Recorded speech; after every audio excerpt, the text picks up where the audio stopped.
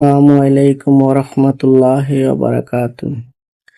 তান্ত্রিক এইচডি টিভিতে স্বাগতম জানাচ্ছি আমি আল মামুন। প্রিয় ভিউয়ার্স, অনেকদিন ধরে আমি আপনাদের মাঝে ভিডিও না দিতে পারার কারণে আমি আন্তরিকভাবে দুঃখিত।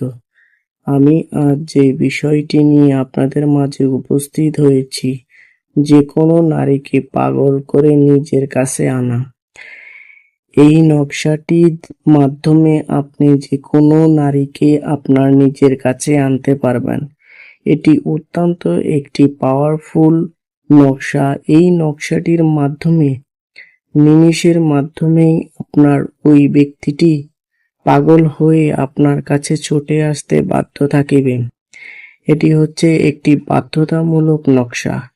এই নকশাটি আপনি যার উপরে অ্যাপ্লাই করবেন তা আগে অবশ্যই আপনি জায়েজভাবে করে নেবেন।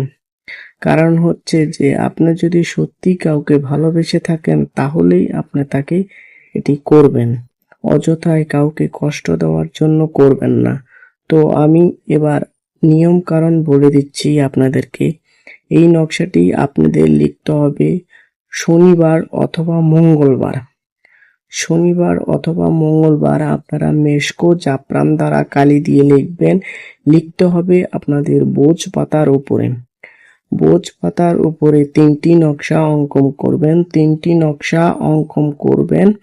3টি নকশা অঙ্কন করিয়া আপনারা একটি নকশা মাটির পাতিলের ভিতরে ঢুকাবেন। মাটির পাতিলের ভিতরে ঢুকাইয়া আপনারা নদীতে ভাসাইয়া দিবেন। বলা বাহুল্য, যেখানে এই যে নিচে দিয়ে ছেলের নাম এবং মেয়ের নাম অবশ্যই লিখতে হবে।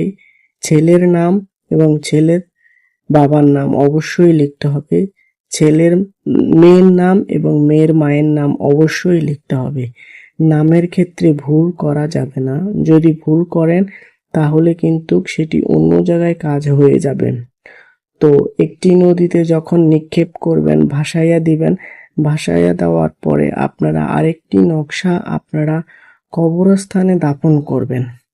আরেকটি নকশা কবরস্থানে দাফন করবেন। আরেকটি নকশা আপনারা চৌরাস্তার মোড়ে গাড়বেন।